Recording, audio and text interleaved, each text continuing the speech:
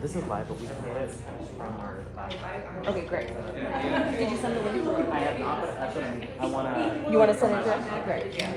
Yeah, no worries.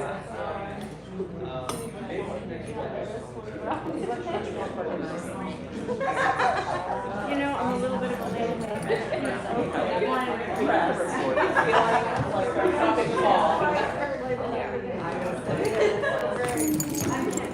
Hey, I'm Kelly. So nice to meet you. What show are you? I am the director of Fringe Water, and she's the Slaughter. Awesome. She is the That's amazing. I have a solution now. Oh my God, that's a great job. I do too. Yeah, we do. Yeah. Just watch the chords, you don't trip. Yeah, perfect. Check in. You're here. Okay, thank you so much. Oh, excellent. That's great.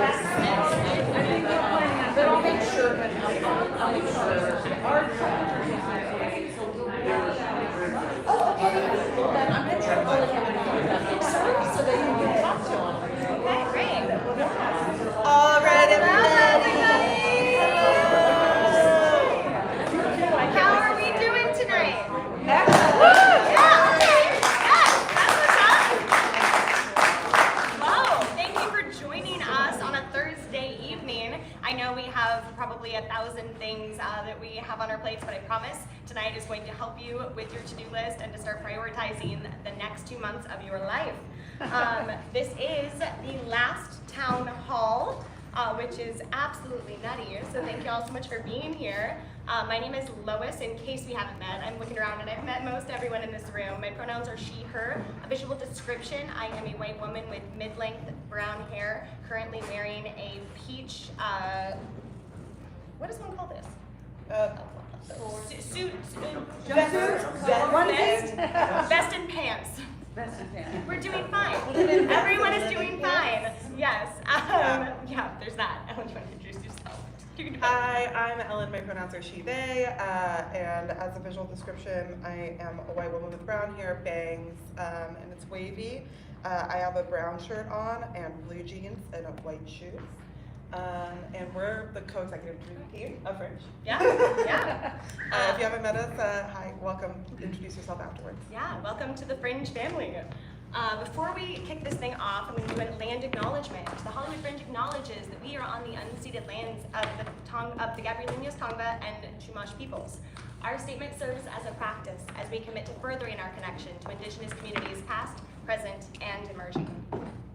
Some announcements. Thank you to the Broadwater for hosting us today. Nobody from the Broadwaters in this room, but thank you to the Broadwater. Yes. I'm going to note, because Bruno asked me to, if anyone is in this room who's doing a show at the Broadwater this year and brought postcards or posters to drop off, you can leave them on this stage here after the event, and he will take care of those for you. So that is been noted. Thank you for joining us, everyone at home. The live stream is here and recording. I'm going to mention to everyone watching from home that tech is a little wonky today, so if you can't hear us or anything's going weird, we promise we're recording it on a separate device. So tomorrow, if anything does go weird today, that you have a recording, so that's all set. Okay, today's agenda, we are going to be talking about upcoming dates, deadlines, resources, all of the many, many, many things you need to have on your radar at this time. We're also going to talk marketing and press. What happened on May 1st? Tickets went on sale. Yeah, so marketing and press is becoming real. It's a very, very real thing now. We're also going to talk about ticketing and box office. Obviously, ticketing is current, but soon there will be an in-person box office for your show. So we're going to talk about how that tends to operate at Fringe. We're also going to talk about awards and Discover Fringe industry programs. So start to kind of put on your radar what is going to be happening in June that will help you prepare post-Fringe if you're looking for opportunities and all of the good stuff that comes with the Fringe in regards to awards and industry opportunities. Okay, key dates. So May 1st, tickets went on sale. Hot fucking damn. It is real, it is happening. In case you're just now having that moment of like, okay, I'm doing a Fringe show. Welcome, it's happening. And it's gonna be a blast. Note too, I know there's a general panic that takes place the first 2 weeks the tickets are on sale. Oh my God, I haven't sold out my houses. It's normal. I promise you it is normal, especially post-COVID. There is a huge thing. Hi Carly, welcome. People wait, they wait until last minute. So if you've only sold a couple of tickets, if you haven't sold any tickets, don't panic. Just keep your marketing plan going. Now's the time that you can get your information out there. So don't spend your time panicking, spend your time being proactive and making sure that people know that your show is happening. Okay, next week, this is a new one. We're going to be sending a final guide proof. Hi, come on in. What that means, we've been sending all of the guide proofs so far. Has everyone been checking those out? Hopefully, because that's what's going to print. So this next one that we're going to send out like mid next week is going to just be to make sure your show is in there. So at that point, we are not taking edits unless it's, oh shit, my show isn't in there and it was in the proof ahead of time. We do this because we're human. There are hundreds and hundreds of shows and all it takes is one accidental button push and one listing goes out. It's never happened before, but we want to make sure all of you have eyes on your show information in that printed guide so that any human error is caught before we actually send it to print. So when you get an email from Fringe mid next week, we're going to open it, yes? Yes, and we're going to really open all of our emails, right? Because they're important. And I know sometimes we're repeating information in them, come on in, but it's because not everyone's reading them and we have to. So please, please, please, from now until the festival is over, check your emails. Okay, I have lost track of my list entirely. Okay, after that, June 4th is Fringe Runway. That is going to be kind of the kickoff party of previews, our chance to display the beautiful costumes at Fringe, and a chance, so often the costume designer doesn't get the same accolades as the actors and the writers. So this is your chance. If you have some killer costumes in your show, make sure you're signing up for Fringe Runway so you can show them off. That is also kind of our last office hours, so it's all one, right? It's Fringe Runway, preview kickoff, and our last office hours all together before things really kick off with previews, which will be, of course, June 5th through the 10th. And then June 11th, we have our opening night party at the LA LGBT Center. It is if anyone's not been to the courtyard, it is absolutely gorgeous. It is a really, really special night of celebrating all of the work that it took to get to that point, because it's a lot. What you're doing is not easy, and that is our night to celebrate. There is no shows happening. It's everyone in the community coming together and celebrating the fact that you made art, that you made it this far, and that you're going to have a great season. Okay, June 12th to the 29th, that is the official 2025 Hollywood Fringe Festival. And then of course our awards and closing night party will be on June 30th, right back at the LA LGBT Center. So we're really bookending at the LA LGBT Center this year. Okay, workshops and town halls. This is our last one. But we have a bunch that have happened prior to now. We have had over 7 workshops and 3 other town halls. Come on in. And if you haven't watched all of them, if this is your first event, you have homework. And I'm very, very serious about that. The workshops and town halls are designed to help make sure that you have a successful experience. So please, if you haven't been to all of the workshops, if you haven't been to all the town halls, at Hollywood Fringe, our YouTube channel has them all recorded. They're in a playlist. We even have a podcast. on the Fringe in Hollywood that has all of those events put in podcast form. So you can throw on Spotify or whatever other platforms that podcasts happen on and listen to them while you're driving through traffic, while you're getting ready for the day, whatever it is. But please, please, please grab that information. It will help you so that you're not June 15th coming up to us and going, oh, God damn it. Like, I am lost, I have missed something, I'm not selling tickets, probably because you haven't done the homework. So please do that. Okay. Yep, I did that. Okay, office hours. How many people have been coming to office hours? Yes, I love it. You know, it's so fun. Last night we had 210 community members there, which was incredible. So that is your chance to start to dive in, get involved now, because the Fringe, we say it all the time, and I'm going to continue to say it, it is more than a festival. It's more than just putting up a bunch of shows and sharing art. It's a community. These are your people. These are the people who are going to have your back, who are going to like put your name out there for an opportunity that you're right for. This is the room where it happens, you know, whatever it is, like, but this is so much more than festival. So please come to office hours, get involved. They're every Wednesday from 7 to 10 p.m. at different bars in Hollywood, and you can find the location and the dates at, come on in, hollywoodfringe.org/events. Okay, social media. How many people are following us on social media? Fantastic, okay. That's like your second option to make sure you're not missing anything. Even anything that we're like, oh my God, they can't miss it, we try to put on there as well. So make sure you're following us on social media. It's just at Hollywood Fringe across all the platforms. Also make sure you're tagging hashtag HFF25. That's how other people are searching for like different show materials. So get involved in the community, and of course post about your show. Tag us at Hollywood Fringe. I guess people will, you know, look for those tags. So just, you know, get the word out there. You want people, you work so hard on your show. Make sure you're doing what you need to do to get them into the theater to see it, because there's nothing worse than spending so much effort putting this beautiful piece together and then realizing on June 1st that you forgot to tell anyone about it. So don't make that mistake. Okay, boom, social media. Fringe HQ. We are so close to opening Fringe HQ. This year we are back at the Ovation Center, which is basically Hollywood and Highland. We have a storefront there that we open up with a box office, a merch shop. We do our cabarets there. We do industry events, press mixers. So that's going to be kind of your hub during June, the end of May into June. We open it up on May 24th, and it will be open until June 28th. From 2 to 7 p.m. Wednesdays through Sundays. Those are weird hours. I know if you're like a veteran returning from a past Fringe, the Ovation Center is filled with tourists and people shopping and doing things. So it suddenly opens up the marketing opportunity to actually interface with people who are not already in the know about Fringe or in the know about the local theater scene. So we're open during those hours to really start to interface with audiences and bring new people in, because our goal is to get butts into your seats. So please join us there for all of the events. Come and hang out. That's where we're going to have your posters and your postcards up. We're also going to have a Fringe green room in the back area. Use that to work. It can be a co-working space. We're going to have printers set up. We're going to have tables set up. That way, you know, if you want a buddy to work with, come and spend an hour, you know, just on your emails, emailing, you know, patrons, or putting social media posts together. Like, use that to be in community and kind of get some work done. We'll also have a podcast studio that we are decorating so that you have a place that you can reserve to take an interview. If somebody wants to do an interview where you need a good backdrop that's going to be Fringe related, you can sign up for slots there for free. Or if you want to put together some social media, or, you know, meet up with a fellow participant and interview each other, like, that space is going to be up for grabs by reserved slots for you to utilize. Those are the important things. Yes, we're also going to have our one-to-one artist services return in June in that space, because we know that you're going to still have questions, right? June is, it doesn't like, the journey doesn't stop. So we're going to open those up again, that you can sign up to meet with staff one-to-one, and, you know, if you're having trouble selling one particular night, or if you're really unsure about how to get press there, come to Fringe Central and utilize like the resources there, and we're so glad to help you along your journey in June.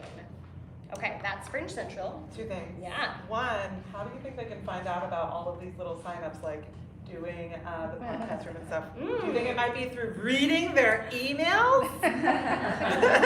Because it'll come out in like a week or two. So if you're like, I've never seen that in the emails, don't worry, you're not crazy, it's coming. And we try to make sure that things are going out in cycles so that you see them when you need to see them. So if there's something that we are mentioning that we are saying it's coming, it will come. But if we're mentioning something and we're not saying that, that means that maybe it's already been in there. And I just realized what we forget to tell people, and we forgot to put in our thing, is that if you're like overwhelmed, you're like, I can't go back through all these emails, we have all of our announcements that go out on hollywoodfringe.org/news. Next bullet point. But then there's, no, it's, then I'm you teasing, didn't I'm skip teasing. this one. I'm teasing. Okay, anyways. I like to hear the sound of my own voice. I'm kidding, I'm sorry. No, but you're 100% right. We're gonna keep, I think today, if we walk away from with anything, Yeah. read your newsletters, please read your newsletters. We're gonna read our Newsletters. sound thrilled about it. I'm so glad. No, they really will be helpful. And then we do also want to note that we don't have the space year-round. Yes. So we are in Ovation temporarily. We are not even loaded in right now. We are loading in next week. This is not a place for you to send your materials to. This is not a place for you to go to their main lobby and be like, where's Fringe? Because guess what? We're a pop-up! We're a pop-up for just a few weeks, And so really it is going to be about you all as our community, knowing where things are and sharing amongst each other. So make sure you're checking out because we'll make it pretty easy. We usually do like a little video walk-up so you can find us within the space because it's a big mall, but it's great. Yeah, we're right across the street from Jimmy Kimmel, so that'll be like it's just right there. But yeah, please don't send things there now. They will get lost and you spend good money on materials, and we don't want that to happen. So a good note. Okay, participant resources. Participant packet. How many people have read their participant packet? Okay, we're getting better. The last town hall was rough, but I'm pleased with the progress here. So hollywoodfringe.org/participants. If you haven't already, it's a 60-page document of just resources. Literally any question you could possibly have for the most part in that packet, including discount codes. So there's marketing opportunities, there's discounts on print. It's definitely worth checking out. Also, there's supportal, support.hollywoodfringe.org. That's going to have articles that are built into chapters all about your experience. There's a section on ticketing, on marketing, on press, on all the things. So please check that out. Also our blog, hollywoodfringe.org/news. So that's, Ellen absolutely nailed it. Everything that we put in a newsletter that we know you're gonna wanna go back to, we try to put in that blog. So if you ever want to avoid going through your emails, check out that blog. There's also the participant newsletter. I think this was a drinking game. It'd be very dangerous. I think we've already mentioned it like 4 times. But we want you to read those. We put them out on Wednesdays and Fridays. Hot tip, if you are having trouble getting them, and I know that does happen sometimes because we use MailChimp, save newsletters, plural, at hollywoodfringe.org as a contact. And that way it'll always go into the right inbox and not into spam. Make sure you follow us on social. We already talked about that. That will help keep you up to date as well. And then of course, we are always there to answer your questions because you'll still have questions. All of these support materials, you're still gonna have questions. So support at hollywoodfringe.org, your best Fringe pal. Please use that resource. We want to help you along your journey. Okay, participant opportunities. So now we're starting to talk about what is Fringe set up and program for you to help you market your show, to help you get in front of audiences that you wouldn't otherwise. We have the cabaret. Has anyone signed up for the cabaret so far? Awesome, okay, there's a cabaret for anyone who didn't know. That is a chance to perform a short snippet of your show in a cabaret with 10 some other participants or shows at Fringe Central. We invite audience there as kind of a tasting board of Fringe because there are a lot of shows. I don't know if you've been able to tell from the guide proofs and looking at the website, there's a few. And so audiences can get overwhelmed. We do these cabarets so people can kind of get an idea about what shows are at the Fringe and buy tickets from there. So definitely worth checking out and joining us for it. There's also Lightning Round. Roddy runs all of these programs, but Lightning Round is a chance to give us another quick snippet for social media. We're gonna put those videos into an edited video and pop them into social throughout June so that audiences can also figure out what to see that way. There's also busking, especially that busking doesn't work for everyone. I'm gonna name, if you have a very serious piece that is a bit of a downer, fantastic in a theater, right? It's a great piece to have in a theater. Maybe not on Hollywood Boulevard. It's a weird move. And so know your show. And I think in general with marketing, it's important to know your show because not every marketing opportunity is going to help you. Sometimes a marketing opportunity will hurt you depending on your show. But busking, if you have a clown work, if you're a singer, there's certain things that, you've seen busking. You see what people are attracted to and what people run away from. So if your show is something that people would crowd to see, sign up for some busking opportunities. We also, of course, have the poster and postcard drop-off. We are hanging posters at Fringe Central and leaving creating postcards of every show in the festival. You can start dropping those off at office hours. We've already collected quite a few, so bring those any Wednesday office hours, and that way we can hang them in the space prior to us opening, and your lovely show poster and postcards will be there. We can take 40 postcards from each show, and then keep coming back to Fringe Central, and if we run out, then you can put more, right? Roddy, can you remind me of the poster size? 11 by 17. Thank you. 11 by 17. That is the biggest we will take because, again, there's a lot of shows and we don't have that much real estate. So please keep it to that size or smaller. Additionally, if you're looking to paper your house, especially previews are coming up, if you're looking to paper your house with audience members who are going to spread the word, who are active in the Fringe community and are talking to other people, you can sign up to give volunteer and commissioners club members discounts. You can do all of the things we just mentioned at hollywoodfringe.org/artist marketing. All of those opportunities are in there. Artist marketing, yep, nailed it. Okay. Also, one coming up, and again, we do withhold, we do, it's true.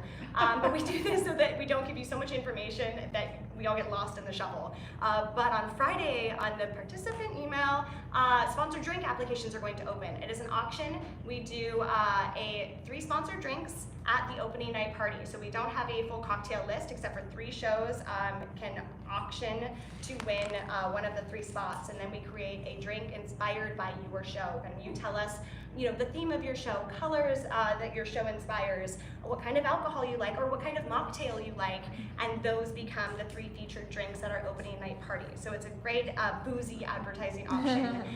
But again, what marketing is right for your show, right? Your kid's show maybe isn't the move for this, unless it's a cocktail, right? Maybe, but we also don't have anyone under the age of 18 at our opening night party. So keep these things in mind, but know that opportunity will open up on Friday. Okay. I think that's it for me for a while. Ellen, take it away. All right, we're gonna keep spitting a lot of information at you, and the next thing we're gonna talk about is the Fringe button. And so, if you've been to Fringe before, you know that our buttons are so important. There was these little community badges that just show everybody that you're a part of the Fringe community. We have participant buttons, and we have community buttons. Well, general is what they're called. So your participant, one of them is included with your registration, and otherwise if you want to get more for your cast, or you want to buy one and your director did not buy one for you, or your producer didn't, it's $3. And general, anybody in the audience can get one for $5. This gives you $1 off tickets, that community price. You know, when you're setting those ticket levels and you're like, what's the community price? Your button price. And that is going to be that $1 off. Please honor it at the door too. It's such an important part of why people see multiple Fringe shows, and people who are purchasing that as an audience member are diehard Fringers. And so there are also people that you can see on the street and be like, I should probably get to know them.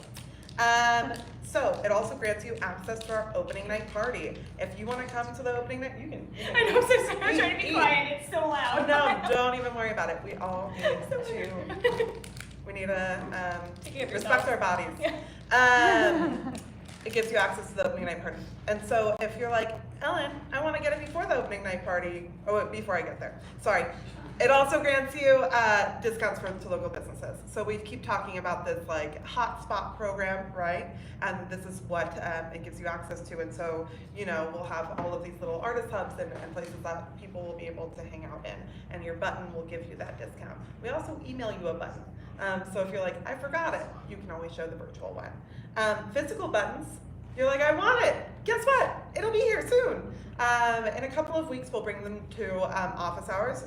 I don't know when. You're going to have to look up that in your participant newsletter. Or just come to office hours every week. Yeah. Miss it. Either of these is good options. Either of these is good options. I'm doing fine. Who else is tired? Anyone? Yeah. Anybody else been working since the very early this morning? So you come to office hours, you pick up your button. Make sure that you do that, especially maybe at Runway, or come to Fringe HQ before the opening night party, because it is your ticket into the opening night party, and people who are waiting to get their button have to be in a longer line. They have to go through 2 lines, whereas you only have to get your ID checked. So that's it about buttons. We also want you to volunteer with us. We are so excited to have such a community-built festival. We really couldn't do it without you. Lois and I are the 2 full-time people year-round. We have a very small team. All of our venues are very much the same. It's all very tight-knit. You know, it's kind of like they don't want theater to work in this town or something. So weird. It's a little bit odd. We're so proud of our artists. We're always like being defiant against that and saying, well, we're gonna create regardless. And so thank you for being a part of that journey. If you wanna dive deep in with our team, please come volunteer with us. You'll get exclusive and free discounted lists, free ticket lists and discounted ticket lists. It's professional development. Lois, myself, Roddy, Jeanette, we all try to spend really good time with our volunteers when you're there. You're literally working with the four of us and Carly and Wiley, who are our other team members. And so you're really getting a one-to-one chance to kind of ask us some questions, figure out what's going on in the world. It's a great way to get to know people. I started as a volunteer, fun fact, in 2010. Yeah. Was when I started volunteering. You also get a little invitation to our volunteer appreciation event. It's so much fun. We have so much fun together. You get discounts on festival merchandise. You receive a special recognition during our closing night award ceremony. And it's just a great way to find other like-minded people within theater. All of our opportunities are online. Oh my God, we might add like a shift or two, but pretty much everything is already there. If you go to hollywoodfringe.org/volunteer. And if you haven't volunteered in the past 2 years, but you've volunteered for us before, fill out that form anyway that's there, and then just let us know in there, and we'll probably already know, because we'll be like, oh my God, they're back, how fun. And we really, really, really need your support. May 14th through the 18th as we build Fringe Central and load in. Every single piece of that stage gets put in by hand. Every single light gets hung so delicately, and we need people to help do things like, I don't know, sort t-shirts. Sometimes it's like painting a wall, doing things that are, so it's a variety of skill sets, and you can look in the description to see if that's within yours. Once Fringe Central opens, you can come to be a part of the team.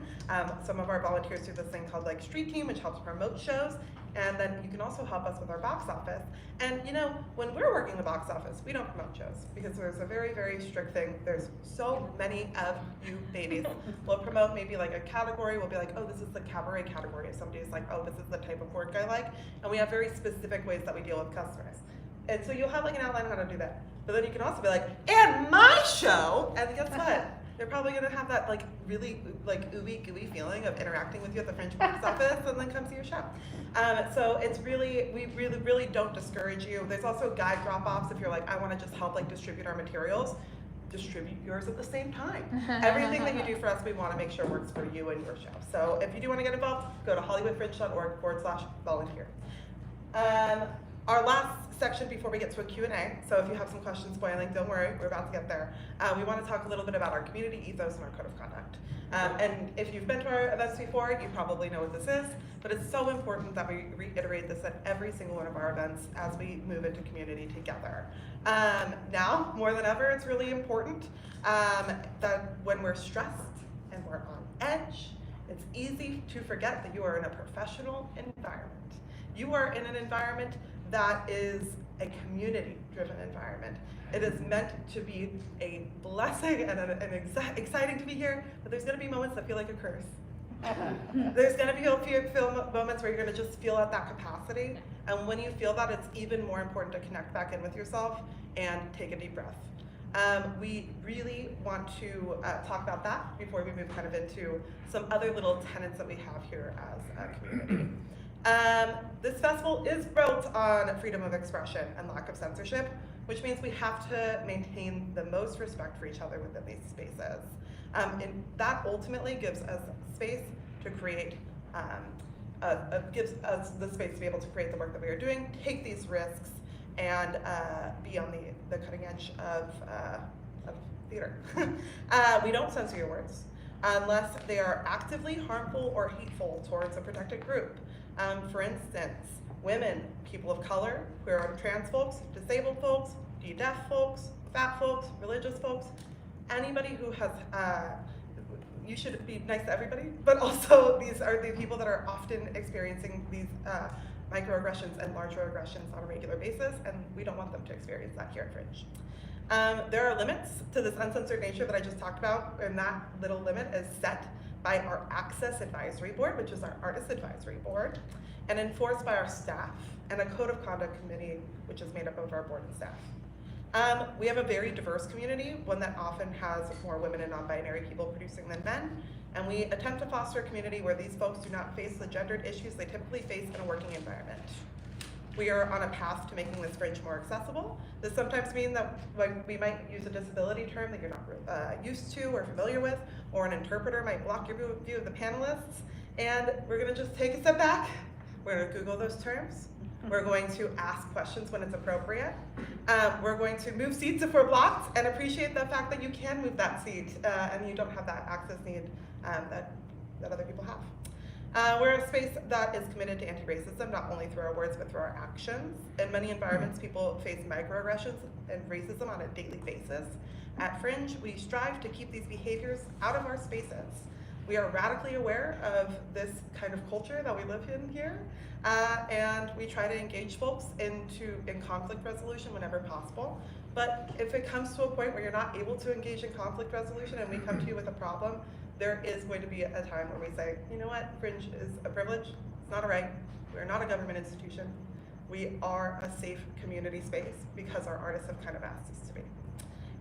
We fiercely protect our community ethos, and and reserve the right to ask anybody to leave or just to take a break at any time. This isn't to scare you, but actually to encourage you to take this path with us. It's also a promise to those in this room who face these things on a daily basis that we will actively work with you if any issues come about while you're in the Hollywood Fringe spaces. Of course, we can't control everything, so let's go through what we can. Yeah, and like this is important, y'all. I think it's not unknown that there's some real shit going on in the world around us, and it's all over. And I think this year, I hate fucking saying every year, this year more than ever, but this year more than ever, like this is a space where people are doing work that isn't wanted by some people, and this needs to be a safe space to protect each other so that the work that is happening here is heard, because it matters. It's so important that our world has the stories that are going to be told here at the festival, because more often than not, they're not being allowed in other spaces. So I want, like, as a community, for us to hold each other and make sure that we are providing that safe space to exist in the artists community. That way people can take risks in their work and tell stories that need to be fucking told right now. And it's in this room where we're gonna have the bravery and the support to do that. So we do have a strict code of conduct.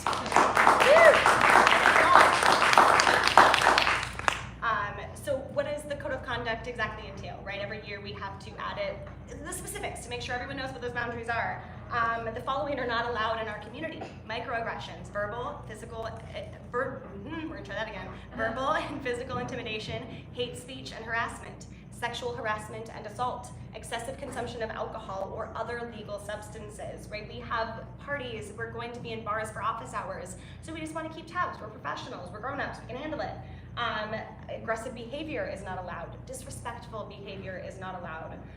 If you're navigating the festival, we ask that you be mindful of intention versus impact. We understand that our intention is not always how something is taken, so we are very aware of the impact at the end of the day. If harm was caused, even if it was not our intention. So we want to be really mindful about that.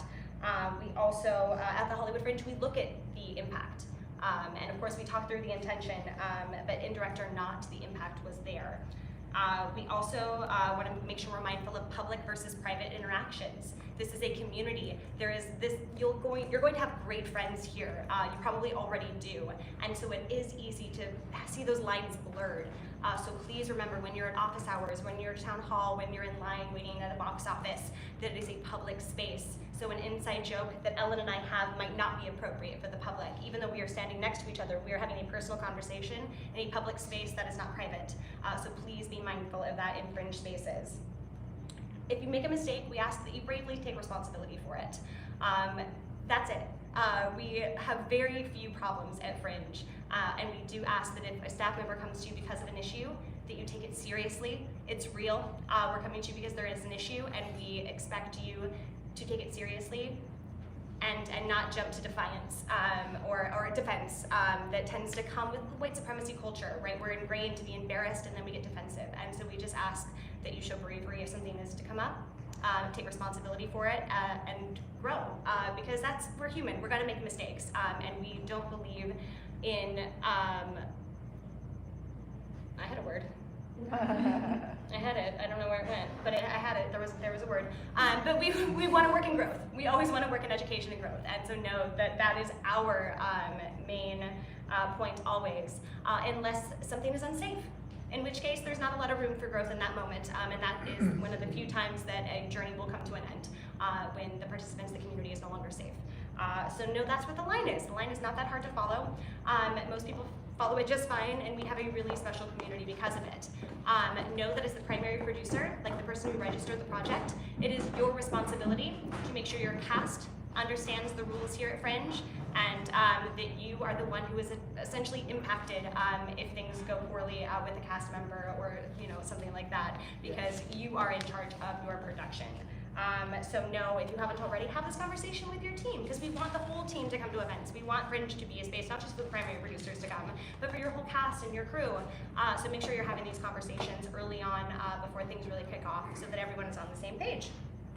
If you have an issue, if you experience something, tell the Fringe staff at an event. In person is always easier if you're comfortable doing that, because we can talk it through right away. But we also have conduct at HFF25.org, where the executive team answers that, and we will happily walk things through and work to make sure you feel safe in our space. Okay, I think that's it. We're gonna introduce Carly here in a minute, who, come on up, who hasn't gotten to be here in person very often. And this is the first time I've seen the both in person. I'm very excited. New Fringe are on the way. And before I hand the mic off to Carly, I'm gonna jump in, because Carly's got her own mic, but we're going to talk about awards and the Discover Fringe Industry Program, which Carly so brilliantly runs. All this post-Fringe opportunity is all Carly. But I want to talk through a major change that is happening this year. If you are coming back from last year or a previous year, the one major change with our awards program or our post-Fringe opportunities is extensions. Used to be a thing on Hollywood Fringe. They are no longer a part of the Hollywood Fringe platform. What you do after June, as far as maybe your venue wants to extend your performance past June or another venue, that's fantastic. We've just made the choice this year that will not be on the Fringe platform, on our ticketing platform, only because Fringe ends. We're a festival, and at the end of the day, we are only in June. So no, that is the only major change. But again, you might get offers from your venue, you might get offers from other venues. That is totally fine, because you're an artist outside of Fringe too. But no, that's not happening on the Fringe platform this year. All right, Carly, welcome to the stage. Thank you. I get the fancy mic. Can you hear me on the live? Yeah, I can hear you. Okay, great. Hi everyone, I'm Carly. I'm the industry and press director, so I've been with Fringe since 2021. Yeah, in various different roles. And so now I'm just kind of heading these two programs, which is really fun. And so I guess I'll start, should I start with press or awards? You know what, I think I'm gonna start with press, actually, get that out of the way. So I know that at some of the past workshops and town halls, we've already talked to you about press, but I'm gonna run through a little bit more on how it actually works during the festival so that everybody knows what to expect.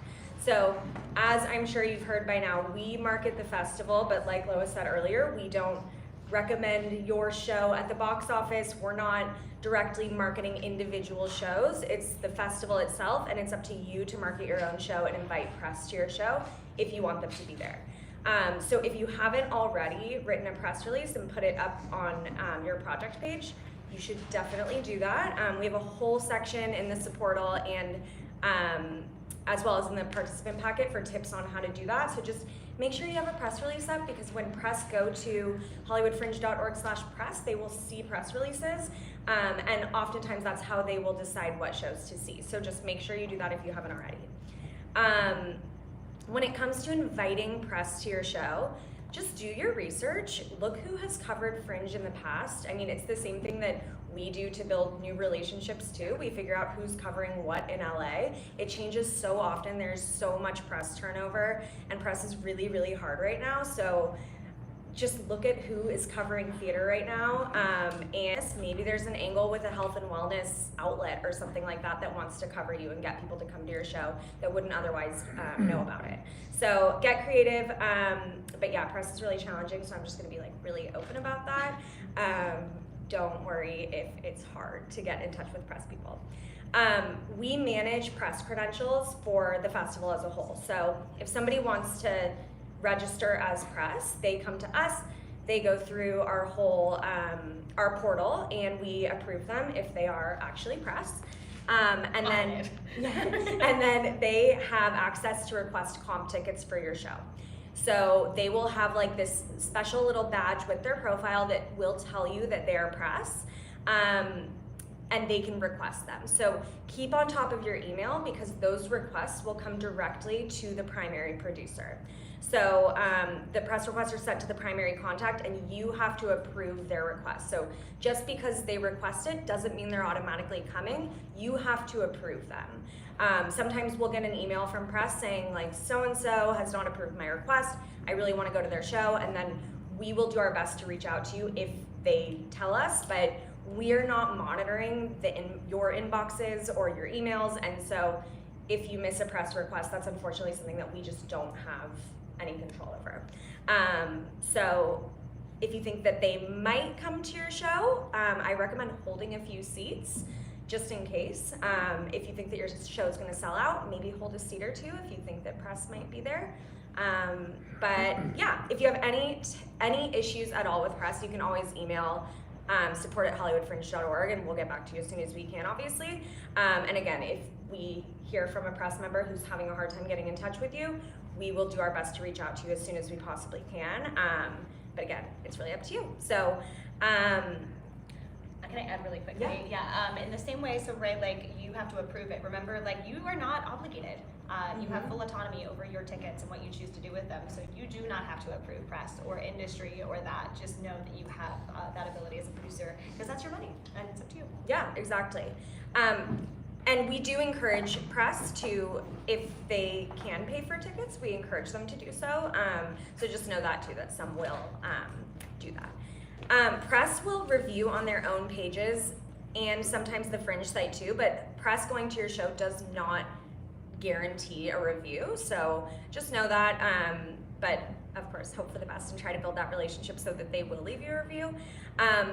But remember, even if press isn't at your show, at the end of the show, I'm sure you've already heard this, make sure to encourage your audiences to review your show on the Fringe site, because anyone who's bought a ticket to your show will show up as a certified reviewer on the reviews tab of your show. And that means that they bought a ticket, and that you can use any of those reviews. You can pull quotes from them, and everybody can see those. You can, of course, turn reviews off if you want to, but I don't know that you would want to, unless you just don't want feedback. That's totally fine. But reviews are free marketing, and so definitely like take advantage of that. Use quotes and things for the next run of your show. Get anything you can, and definitely encourage your audiences to leave reviews even if they're not press. And yeah, I'd say like 90% of Fringe reviews are good. We don't remove reviews unless they're breaking our code of conduct.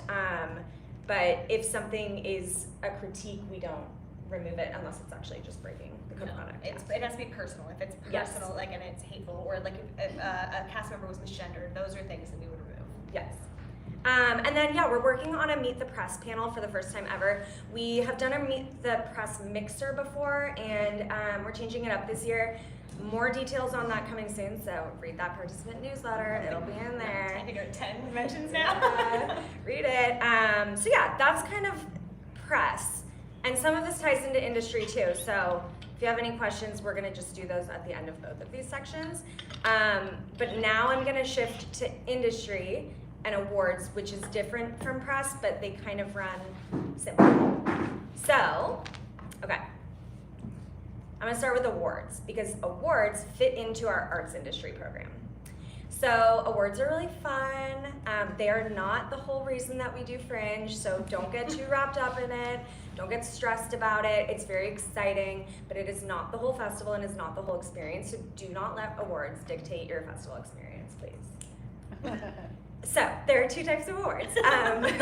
We have community awards, and then we have Discover Fringe awards. So community awards are voted on by the community. and presented at our awards ceremony with a cute little trophy. And then if you win, you get to say forever, I won Top of the Fringe 2025. Yay. So these are divided by category. So we have a bunch of different categories. We have drama, immersive, Top of the Fringe, all sorts of categories that you'll see on your ballot. International, world premiere. You get to vote on these if you are number or an audience member who is not registered but has seen a certain number of shows and has left a certain number of reviews. So on the last week of the festival, if you are in any of those categories, which I imagine everyone is here because everyone here, I assume, is a registered participant, you will get a ballot in your email, in your participant newsletter, or in your participant email, that will give you all the instructions on how to vote. So this is not something that you need to start thinking about now, just so you know how it works so that you don't ask, I haven't gotten my ballot. That happens quite literally the last week of the festival, so it gives you all of your time to actually see the shows and not just vote for your friends. So, the productions with the most votes win. We announced the nominees a few hours prior to the ceremony, and then the winners are revealed at the ceremony. So super cool. You get a really cute trophy, like I said. Am I missing anything about community awards? Great. Discover Fringe Awards they work totally differently, but they are also presented at that same award ceremony. So these are sponsored by outside organizations.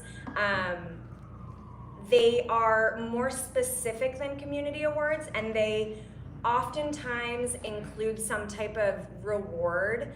That reward can be anything from a discounted venue rental to an extended run to cash to a coaching session. They're all different depending on who is presenting them and what they can offer, and they change every year too. They will be they're not public yet. They will be public next week, end of next week. They will be announced in your participant newsletter, and they. It is up to you to reach out to the people that you want to be considered for their awards. So these are totally different from community awards, where if you are a registered show, you will be on the ballot for community awards. For Discover Fringe Awards, you are not being considered unless you actively reach out to the people that are presenting those awards.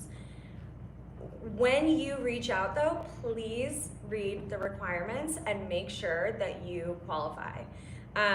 There are very specific requirements for some of these. Like there's been an award in the past that is presented to an ensemble. Please do not go for that if you're a solo show. It does not make sense. And they get so much outreach. Let's just make sure that the outreach that they're getting is actually relevant to the award that they're presenting, because those people are oftentimes so busy too. And we don't want you to waste your time applying for awards that you wouldn't qualify for. So yeah, you want to be considered for as many as possible, of course, but also just like be really careful when you're applying that your applications or your outreach is personal and it's not copied and pasted from another one where you forget to change the award name or something. That's never good. Just really read the requirements, make sure that you qualify before you reach out to each presenter. But they're really fun. You'll see those end of next week. And yeah.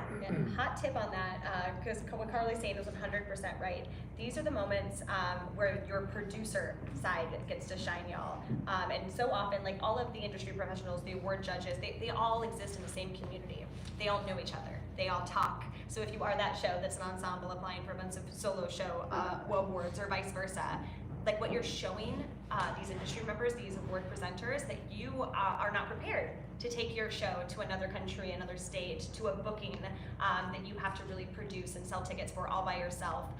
Because if you're not reading the emails, how are they going to trust that you're ready to come in and be a producer of your own run? So keep in mind that those little things, while they seem so small, really do matter on how you come across as a producer. Exactly. And all of those presenters will be sitting on a panel. We did it last year for the first time and it was super fun, called All About Awards, and they'll talk about their specific award qualifications and everything. More information on that also coming in your participant newsletter, so stay tuned. But tune in for that or join us because it was so that you can get a better idea.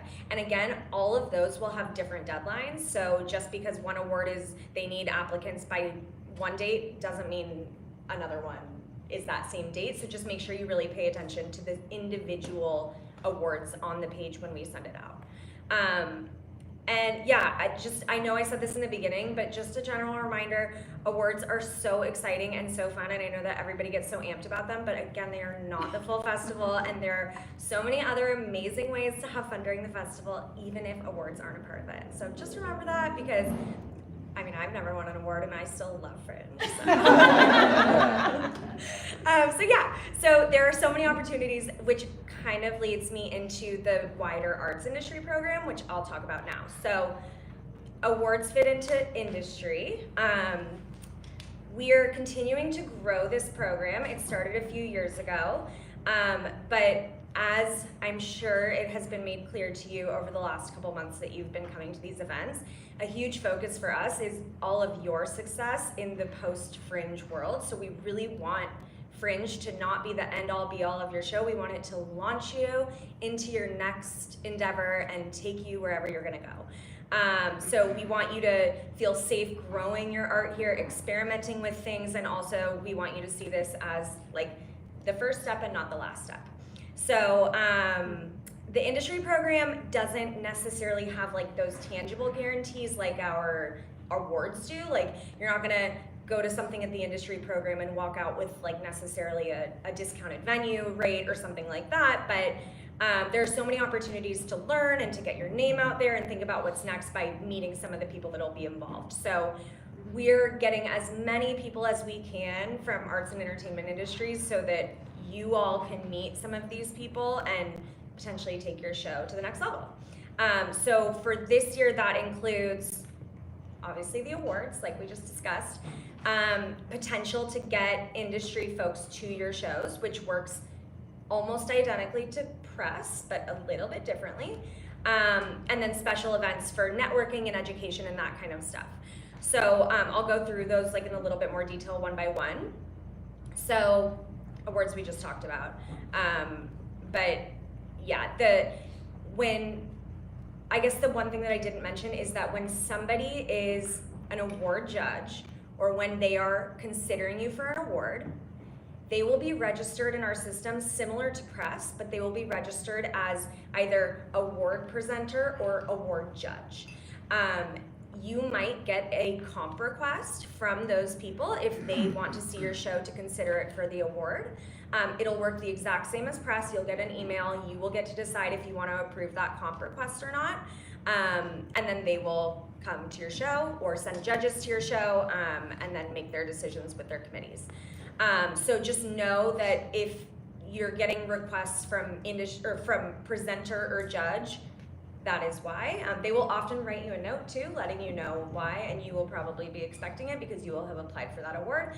But maybe you won't have applied for an award and somebody will just see your show and say that they want to consider it, or they will have heard about you from word of mouth from their friend, and their friend will have said that would be a really good show for you to see, you should request a comp. So know that the award presenters and the judges are all vetted by us. If they're registered as judge or presenter, we have approved them and we know that they're only requesting comps for shows that they're considering. But like Lois said, you don't have to accept comps for anything that you don't want to. So if you get a comp come through and you're not expecting it, or you don't have the space, or you don't think that it makes sense for you financially to approve a comp, you don't have to do that. Nobody is forcing you.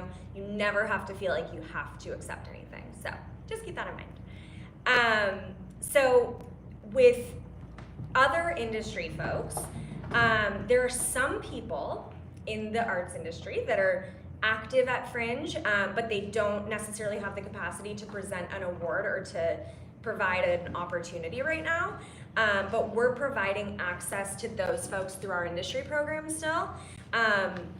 they will be listed as industry in the system, and we'll have a full list of them available to you who, if they have opted in and told us that they're okay sharing their information, then we're gonna share it.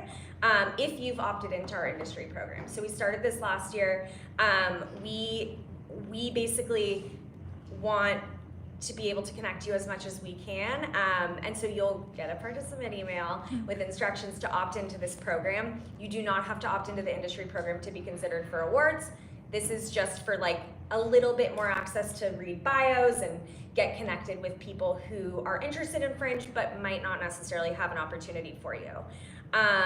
Yeah, basically, I think a good way, if industry as a whole is new for you, a good way to look at it, like if your show is what we call tour ready, like you know that after Fringe you're looking for the next opportunity, you want to book a bigger venue, you want to go out of town, go on tour, the industry program is going to be absolutely right for you. If you're here just kind of testing a new show that's maybe not even off book yet, maybe not ready for you just yet. So know that the industry program is to connect like tour ready work or booking ready work.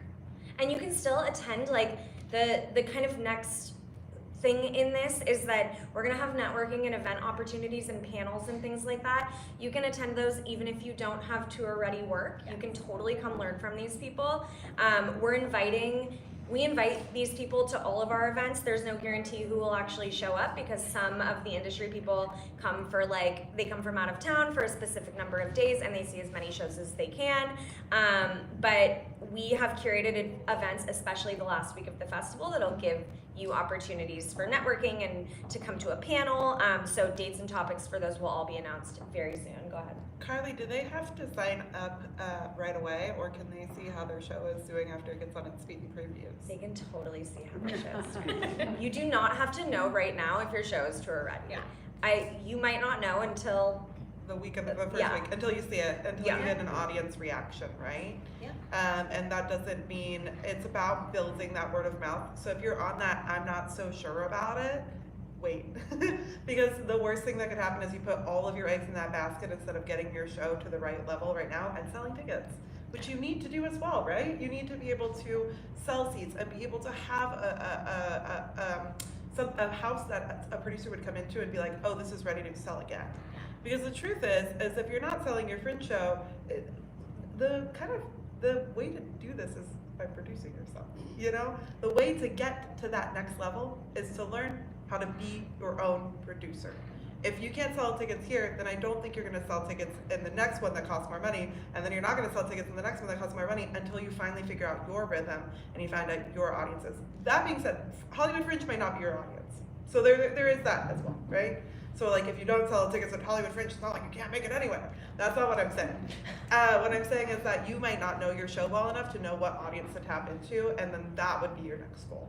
And so right now, if you're like, I'm trying to figure out what my goals are, your goal should be making sure you have that clear conception before you're like, I want to do this 10 more times. Mm-hmm. Because imagine how stressful it is to keep touring your show if you are having trouble touring it right in your own neighborhoods. That being said, there's all these slightly, like our opportunities go from everything that you do need to have that, like, I'm ready to produce it in a broad kind of a tour ready, and then you also have your tour ready that's like, I'm ready to do it down the street. Yeah, I think that was really the end for me. So. Oh, I have one more thing to say, and it's that everybody always forgets that half of like how industry has kind of grown at Hollywood Fringe is that you need to do your own outreach. So if you're like, I want to pitch this to X, you need to be looking at who is surrounding X and how do I get into X. So if you're like, I want to get eventually into this curated festival, then you go see who programs that festival, and then you see where they scout work, and then you see what is like, and you see all of these people, and then you get a list of 80 people together that you're like, I want to invite, and then you send out some emails, and you get some coffees set up, and see if any of them cross-intersect with our list, you know what I mean? If you want to get an agent, so does everybody in this room. And so what you should be doing is making sure that you've done your due diligence to be like, I'm using this as a showcase opportunity, but this is not a showcase in the same way that like a showcase would be done if you were not self-producing. You are producing your showcase here. you need to also be making those connections. And it is totally reasonable for you to be like, they're not on this list, I wonder if they would even come to my Fringe show. They probably aren't being attacked by 80 of you. So they probably have a better chance of coming to go see your show if they're not being hounded by a lot of people, and you can find your own opportunity that way. And then sometimes people don't register as industry, and they might be industry. So you want to be very nice to your audience members, because you never know who's sitting in your room. Oh yeah. And this room in particular, like we see it happen every year, but there's almost 2,000 artists that are taking place in this festival by way of being the producer, the team, and the cast, the directors. They all work in the industry because it's Los Angeles. Everyone works somewhere or knows somebody who works somewhere, and so now's the time to start doing some like respectful stalking and knowing like who is in your circle, your friend's circle, and then also remember, walk into every room like your boss is sitting in there, because it happens all the time, and so many opportunities that we see happen through Fringe aren't on the awards list. They're not on the industry registered industry list, but they happen within this community. So keep that in mind. I have two more things. First thing is, I got this question a lot last year. I have absolutely no say, and I don't make any recommendations to the Discover Fringe award presenters, so you don't need to ask me. I have absolutely no sway. And so that came up a lot last year. And so I just want to make it clear, we organize them on the site, but then it is in their hands, and Fringe has nothing to do with those awards or the opportunities that people get after the festival. I will note though, 100%, but I will note that, again, the industry all knows each other. Yes. When we go to festivals, we go to other festivals and judge for people, and everyone knows everyone. And the question I will answer is, hey, I'm considering this show and this show. And I'm like, oh my God, they come to office hours. They come to events. They interact. They put themselves into the producer role and make sure they're involved. That is sometimes the game changer. So that is where, we're not afraid to share that information. Also, if you piss people off, it so travels because there's 2,000 people here. And so also remember that your industry, all of these things, it's all interconnected. So make sure that you are, again, getting your rest, drinking your water, eating your food, because if you get rid of any of those things, you become a little monster, because we're all humans and we need to not be little monsters. We need to take care of our bodies. That's next year's button. Don't be a little monster. And just know, everything that was just thrown at you about awards and industry and press and everything, again, it will be in your participant email, but just don't panic too much about all of the different details, because we will make it very clear in writing so that you can refer to it, so you don't have to memorize any of that or go back and watch this. I mean, you can, but just know it's going to be in writing. I'll be writing it. And we're going to take questions in just a second, but before we do, I'm going to just tell you what's coming up after the questions. We'll be talking about box office and ticketing best practices again, some of those things we've already talked about and some new ones.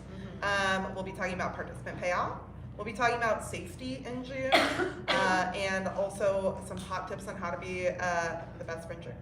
And pretty much after that, we're closed. So if you have any burning questions about awards or anything we've covered so far, industry, press. Oh, and we're gonna be at the Broadwater Plunge after. So if you are like, I have a really personal question about my show that is gonna be rough to put into a room of this many people, talk to us at the bar. So anyone afterward who can stay, we'll do a little mixer over at the Broadwater Plunge. Also, if you're watching this recording and you haven't come in person to any of our events, and you live in town, what are you doing? Come! And so remember our faces, remember Ronnie and Jeanette's. Please come introduce yourself at events coming up. We really, in the next couple of weeks, we really need to get to know you. That way we can help you through your journey. So please come get to know us. I'm gonna give my scary advice that I think we gave last year, but it is true. So again, there's hundreds of y'all, and every year at the end it's gonna be June 30th, and we're gonna get 5 emails in support. It's usually about 5 people, and they're complaining about their experience. They had a horrible time. They didn't sell tickets. They didn't have a good experience. I never know their names. And I'm serious, and it doesn't take coming to every event, right? You don't have to come to everything, but if no one on the Fringe staff has heard of your show, has heard your name before, you didn't do enough to put yourself in a place to succeed. And I'm not saying everything's guaranteed, right? But know that if it is the end of the festival and you haven't come to anything, if you don't know your fellow shows, that's probably why things aren't going well. So that's my threat. Okay, I can walk around with the mic. We don't need to. We don't need to. Yeah, we'll just repeat. Yeah. Okay. All right, my question is for the party. I want to get tickets for my cast. Yeah. How do I do that? Oh, that's such a great question. So your button is your ticket to come into our opening night party. And if you want to get some for your cast, you can buy them in person at office hours when we're selling those buttons. Because buying it online, you can only buy it at that $5 rate. So buy it in person, either at office hours when we have it there, or come to the Fringe HQ when it's open before the opening night party, and we'll take care of it. Hi, it's not Lois Express. My question is, what is the opening night? The opening night? Yeah, when is it? Is that what it? Yeah, opening night. So June 11th. Yes, save the date, y'all. And there are no shows. That's our one rule, is there are no Fringe shows happening that night. So June 11th at the LA LGBT Center. Was it? The closing night. Oh, the closing night is June 30th. So the last day of the festival, y'all, and this is new. We started it last year and it really worked. So note, come to our post-mortem at the end of the festival. We want artist feedback. We want to make it better the next year. And one of the bits of feedback we got in 2023 was, it really sucks to have the award ceremony the same day as closing. So people have their shows all the way up until the bitter end, and then that last performance barely counts for awards. So we changed it, and now our awards are the Monday after the festival technically closes. So June 29th, final day of the festival. June 30th, awards, closing night party, full celebration. Hi. A quick request to everyone. This is my 5th Fringe. Yeah. I used to use Twitter a lot to promote and connect. I no longer use Twitter because I find it a problematic place. Blue Sky is the competitor. And I know some of you are on Blue Sky. I just want you to know, I'm trying to fight my lonely war to get Blue Sky to a great place. There are exactly 7 #HFF25 posts on there right now, and I'm 2. But anyway, Jim had a Blue Sky. If you want to find me there, let's talk to me. I did open a Fringe Blue Sky just in case it took off, so Oh, we're I ready didn't for find it. it. We're ready. I searched it, I didn't find it yet. Oh, I started Just it. Hollywood Fringe at Blue Sky. But you private, I don't know what I'm doing on Twitter or Blue Sky or work on it, Jim. So that's it. There. Come join me in that wasteland. Let's get it going so you get bigger every year. My question is simply it's about the judges. You said there's specific judges that are certified, I guess. So community votes on the community awards.